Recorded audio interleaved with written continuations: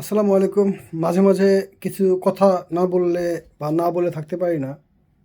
ডাকসু নির্বাচন দেখলাম, প্রেডিকশন, বিরানি আলমের প্রেডিকশন, তারপরে ভালো মানুষদের প্রেডিকশন। আলটিমেটলি কি হইলো? ছাত্র শিবির ক্ষমতায় আসলো, মানে জিতলো জনসাধারণের ভোটে। মানে কি হবে? মানুষ তো নিউজ বা অন্যান্য বিষয় যারা ফলো করে বোঝা যায় না আগে থেকে রেজাল্টটা কেমন হবে। তো তার আগে যখন থেকে দেখতেছে যে আপনার ডাকসু নির্বাচনে ছাত্রশিবির বিজয়ী যাচ্ছে, তখন দেখবেন কি আপনার ওই ঢাকা ভার্সিটি ঘেরাও, মানে সন্ত্রাস দিয়ে, তারপরে বিভিন্নভাবে ভিসি গিয়ে যায়, চেয়ারের উপর টেবিলের উপর থাপ্পড় মারা লোকজন, টাকলা আছেন একজন চুল কম, হাসিয়ে দেয়, কথা বলতে যায় যে চান্দা আমরা তুলি না, কেউ কোনো প্রমাণ দিতে পারবে না, বইলে দিয়ে হাসিয়ে দেয়। এরা বলতেছে যে ভিসিকে, যে ভিসি জামাত ইসলাম এমন কি হলো ছাত্র শিবির 5ই আগস্টের পর যে পুরা প্রশাসন, পুরা ভার্সিটি আপনার জামাতের কিছু করতে পারতেছে না, এসব কথা বলতেছে।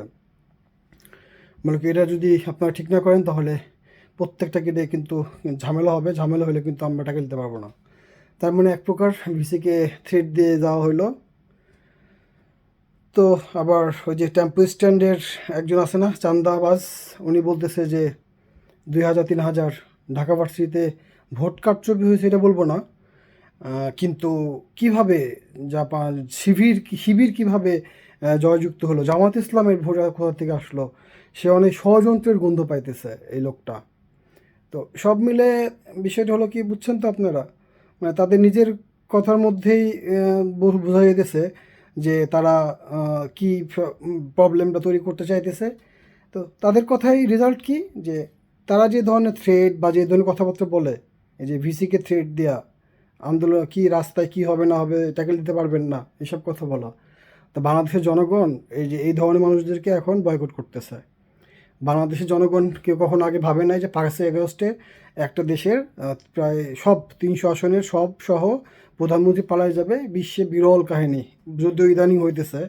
এই যে হেলিকপ্টার, আমি সেদিন বলতেছি, মানে ভাবতেছিলাম যে এই হেলিকপ্টার যদি আবিষ্কার না হইতো তাহলে এই দুজন লোক কীভাবে যাইতো আর কি, না? বা এই শ্রীলঙ্কা, বাংলাদেশ, আবার ওই যে নেপাল। তো এক কথার মধ্যে এক কথা চলে আসতেছি, আলটিমেটলি সব কথা এক কথা হলো কি, মানুষের টেস্ট চেঞ্জ হয়। মানুষ ভালো মন্দ চিনতে আগেও জানছে, এখনও জানছে, কিন্তু একটা ছিল না, এইটা না এইটা, এ অথবা বি, এ অথবা বি, 53 বছর ধরে এই ঘুরে ফিরে একই আইছে। তো তারা ভাবতেছে যে 90 সাল 2001 সাল এরকমই এখন মানুষ আছে। মানুষের এখন টেস্ট চেঞ্জ হয়েছে, মানুষ ফেসবুক, সোশ্যাল মিডিয়া, পত্রিকা খুব ভালো মতন দেখে, কাদের কথা কি বলে। একই দলের নেতা আজকে এটা বলতেছে, কালকে ওইটা বলতেছে, মানে সেম বিষয়ে একই একই দলের এক নেতা একই বলতেছে। আবার যে দলটারে আমরা রাজাকার বলি, 53 বছর আগে কী করছে, 54 বছর আগে কী করছে, সত্য মিথ্যা মিলায়া নেতাগুলোকে মেরে ফেলছে। যদি সত্যিও ধরা হয় তাদেরকে মেরে ফেলা হয়েছে, কিন্তু এই দলটার মানুষগুলো দেখবেন আপনার ক্যামেরায় যখন বলে, কথা বলে, চেহারাগুলো দেখবেন। আর ওই যারা ওই যে টাকলা মাকলা আদু ভাই যারা আছে ঢাকা ভার্সিটিতে, তারা তাদের আশপাশেগুলো দেখবেন, চেহারা দেখলে, কথাবার্তা দেখলে বুঝবেন। বুঝেই তো এইগুলোর কথাবার্তা বুঝে শুনে থ্রেড মিরেট নিজের দলের লোকরে পাথর দিয়ে মাইরা 5ই আগস্টের পরে সামান্য নিজস্ব দলীয় যে নির্বাচন আছে, দলীয় নির্বাচনকে মিলে প্রায় 100 150 200 মানুষ মতো নিজেদের দলের লোক নিজের লোকে মারছে না? তো জামাত ইসলাম যে এত একটা খারাপ দল, তারপরে তাদের মধ্যে কিন্তু জীবনেও এরকম নিজেদের দলের মধ্যে দল ভাগাভাগি পদ পদবীর জন্য কোনোদিনও একটা মানুষ হত্যা হয় নাই। এই জন্য মানুষ জামাত ইসলামকে ভোট দেবে। যে টেম্পো স্ট্যান্ডে চান্দাবাজ যে বলতেছে যে কেমনে জামাতে এত ভোট হলো, জামাতে ভোট এইভাবে হয়েছে। বাংলাদেশে যদি ভোট দেওয়া যায় বিদেশ থেকে, তা আমি তো বলছি জামাত ইসলামকে ভোট দেব। আমরা তো ওই আওয়ামী লীগ তো নিজের ঘরের মধ্যেও আছে, বিএনপিও নিজের ঘরের মধ্যে আছে, আর জামাত ইসলামের ঘরের মধ্যে নাই। জামাত ইসলামের দূরে মানুষ দেখেই জামাত ইসলাম যে একটা কী সেটা সাধারণ মানুষও বুঝে না। সাধারণ মানুষ ওই যে সত্যি কথা যদি বলে না, শেখ হাসিনাও বলবে জামাত ইসলাম কি। কিছুদিন আগে আমাদের একটা দলের মহাসচিব 1-2 বছর আগে বা কিছু রিসেন্টলিও বলছে একটা কথা, জামাত ইসলাম যেভাবে একটা ছোট থেকে গড়ে তোলে মানুষকে, মানে একটা ছাত্র লেভেল থেকে কিভাবে কতগুলো বই পড়ে বা তাদের যে মানে কথাবার্তা চিন্তা ধারণা তাদের যে মেধা তারা অন্য দলের মধ্যে নাই। এই জন্য দেখবেন জনগণই কমেন্ট করে যে একটা জামাত শিবির আর হলো 1000 ওই টুপুটি টাকলি মাকলি সাকলি শিং মিং এইগুলা ওই দলমল মিলে ওই যে আবাজ সন্ত্রাস মন্ত্রাস সব দলে ভিড়ায় এই ক্ষমতা আর ওই যে দল ভারী করার জন্য। জামাত ইসলাম এটা করে না, কিন্তু বাংলাদেশের সাধারণ জনগণের সংখ্যা হলো ফুৎসো না, সাধারণ মানে যারা ভোট দিয়ে নির্বাচিত করে। তো বাংলাদেশের মানুষ যদি সামনে নির্বাচন হয় এই এই 2-3 হাজার দল যারা ভাবেন, যাদেরকে সহন্ত ভাবেন না, তাদেরকে ভোট দেবে। এবং বিদেশ থেকে ভোট দিয়ে গেলে আমিও জামাত ইসলামকে ভোট দেবে। এবার 53 বছরে বহুত চেতনা দেখছে বাংলাদেশের জনগণ, বহুত কিছু দেখছে। আলটিমেটলি ওই চেতনা বিক্রি ছাড়া আর অন্য দেশের গোলামি করা ছাড়া, মানে ক্ষমতা আসতে গেলে ওইগুলো করে ওই পায়েতে দিয়ে আসতে হবে, এইগুলোর দিন বাংলাদেশের শেষ। কেন শেষ? কারণ অনেক কিছুই আমরা জানি না, বুঝি না, অনেক কিছুই আমরা ভাইবে উঠতে পারি না যে এটা হবে, কিন্তু হয়ে গেছে। শেখ হাসিনা তার একটা ফলাফল পালাই গেছে। তো সামনে এরকম হলে পরে বাংলাদেশের মানুষ কিন্তু চেঞ্জ হয়ে গেছে না, বাংলাদেশের মানুষ চেঞ্জ আগে থেকেই আছে। বাংলাদেশের মানুষ এখন আরও ভালো মানুষ চিনতেছে। ওই যে স্টেজে উঠা আওয়ামী লীগের বিরুদ্ধে কথা বলা, রাত্রেবেলা যায় ওই আওয়ামী লীগ নেতাদের সাথে বসে চান্দা তোলার ভাগ নেওয়া, এগুলো মানুষ এখন বুঝে ফেলছে। তো ওই সব ওই অমক সৈনিক তমক সৈনিক বলে লাভ নাই। বাংলাদেশের মানুষ এখন শান্তি চায় দেশে। জনগণ তো ডক্টর মোহাম্মদ ইউনূসকে ক্ষমতা চাইছিল, সে নিজে এত ভালো মানুষ, আসলে ক্ষমতা থাকা দরকার নাই। আমিও তার সাপোর্টার, তাকে সাপোর্ট করে। এমন মানুষ বিশ্বে মানে মেধার দিক দিয়ে না, তার যোগ্যতার দিক দিয়ে খুব কম আছে। কিন্তু সে এত ভালো যে এই শিয়াল কুকুরগুলোকে কন্ট্রোল করতে পারতেছে না।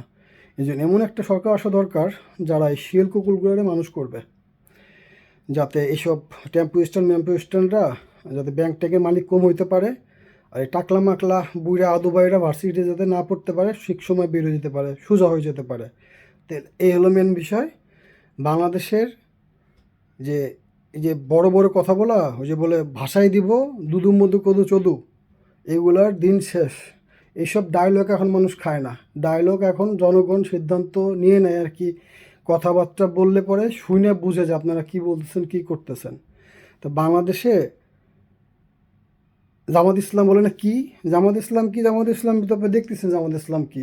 জামাত ইসলামকে শেখ হাসিনার আমলে তো শেষ করতে পারে নাই। আর আপনারা তো না পারেন খাইতে, না পারেন মানে ফেলাইতে। আপনারা দুর্নীতি করেন না, কিন্তু খাম্বা বলে, এই বলে, সেই বলে, হাওয়া বলে না। কিন্তু তার থেকে বড় বড় দুর্নীতি এই 16 বছরের এই থানা পর্যায়ের যে ফরিদপুরের একটা ধরা পড়ছিল না, 2000 কোটি টাকা পাচার করছে। এদের এদের সময়ও কিন্তু আপনারা খাইতে পারেন নাই এই তেলাপুটের মতন আওয়ামী লীগের আমলে। কিন্তু আপনাদের নাম কিন্তু গন্ধ ছড়ান বেশি, আপনারা খান কম, গন্ধটা ছড়ায় যায় বেশি। তো এই গন্ধ ছড়ানো দল এই ক্ষমতা আসার আগে গন্ধ 16 বছরের যাদের পড়ছে, আপনারা এই 1 বছরে তা পৌঁছে গেছেন। আপনারা ভালো থাকবেন। আল্লাহ হাফেজ, আসসালামু আলাইকুম। আর একটা কথা বলি, 16 বছর হলো বিএনপির পক্ষে কাজ করছি, আপন আত্মীয়দের সাথে গণ্ডগোল লাগাইছি বিএনপির জন্য। এখন বিএনপির কথাবার্তা ওই যে মুইতে বাসায় দেবো, ওই করব সেই করব, আপারে নিয়ে একসাথে নির্বাচন করব, এইসব মানুষের জন্য আবার বিএনপির তো আর করা যায় না। মানুষের তো আইডিওলজি থাকে, একটাই থাকে। দুই নৌকা পাওয়া দেয় যারা, ওই আপারেও ঠিক রাখবেন, জামাত ইসলামরেও কাল রাত্রি দেন আপনারা, আপাও জামাত ইসলামের রাত্রি দেয়, তাহলে বাংলাদেশের তো দল এখন একটাই জামাত ইসলাম। কারণ বিএনপি কথা এখন আওয়ামী লীগ যদি বাংলাদেশে আবার নির্বাচনে আসে বা ক্ষমতা আসতে পারে বা দল হিসেবে আসতে পারে, বিএনপি এতে কিছু বলবে না। আওয়ামী লীগ একটারও কেউ কিছু বলবে না। আর রুমিন ফারহানও তো আওয়ামী লীগের সভাপতি হবে, ওবায়দুল কাদের জায়গায় আসবে। তো দুই নৌকা পাওয়া দেওয়া দলের দরকার কি? যে দেশের জন্য কাজ করতেছে, যে সমস্যায় পড়বে অন্য দুই দল থাকলে, তার থেকে সেই দলের ক্ষমতা আনবে বাংলাদেশের জনগণ। আপনার ভালো থাকবেন। আল্লাহ হাফিজ, আসসালামু আলাইকুম।